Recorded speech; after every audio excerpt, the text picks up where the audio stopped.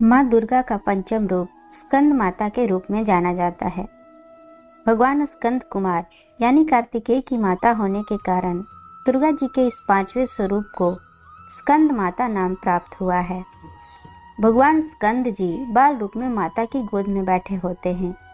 इस दिन साधक का मन विशुद्ध चक्र में अवस्थित होता है। आइए अब जानते हैं माता स्कंद माता की कथा। पौराणिक कथा के अनुसार तारकासुर नाम का एक राक्षस था। उसने घोर तपस्या करके ब्रह्मा जी को प्रसन्न कर लिया था। उसकी तपस्या से प्रसन्न होकर ब्रह्मा जी प्रकट हुए।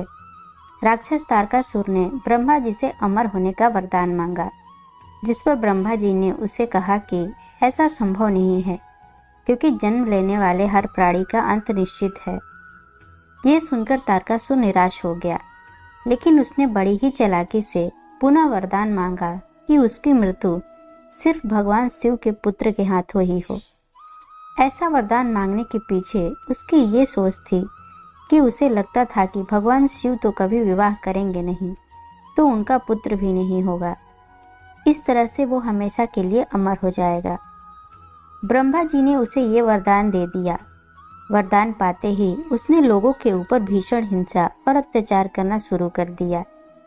उसके अत्याचारों से लोगों के अंदर एक भय पैदा हो गया।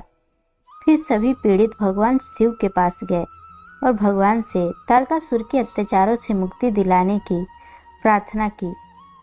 तब भगवान शिव ने माता पार्वती से विवाह किया और उनका एक पुत्र हुआ, जिसका नाम स्कंद था, यानी कार्तिकेय था। फिर माता पार्वती ने अपने पुत्र को तारकासुर से युद्ध लड़ने के लिए प्रशिक्षित करने हेतु स्कंद माता का रूप धारण किया, जिसके बाद स्कंद यानी कार्तिकेय ने राक्षस तारकासुर का वध कर दिया। जब जब अत्याचारी दानवों का अत्याचार बढ़ता है, तब माता संत जनों की रक्षा के लिए सिंह पर सवार होकर दुष्टों का अंत करती हैं। देवी स्कंद माता की 4 भुजाएं हैं। माता अपने 2 हाथों में कमल का फूल धारण करती है और एक भुजा में भगवान स्कंद यानी कार्तिकेय को। माँ का चौथा हाथ भक्तों को आशीर्वाद देने की मुद्रा में है। इनका वर्ण एकदम शुभ्र है। ये कमल के आसन पर विराजमान रहती हैं, इसलिए इन्हें पद्मासना भी कहा जाता है। सिंह इनका वाहन है। शास्त्रों में इनका काफ़ी महत्व बताया गया है। इनकी उपासना से भक्त की सारी इच्छाएं पूरी हो जाती हैं। भक्त को मोक्ष मिलता है।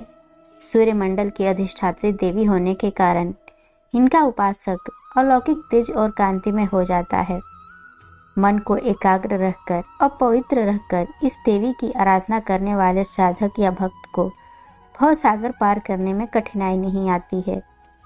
इनकी पूजा से मोक्ष का मार्ग सुलभ होता है। जय स्कंद माता। शुभ नवरात्रि।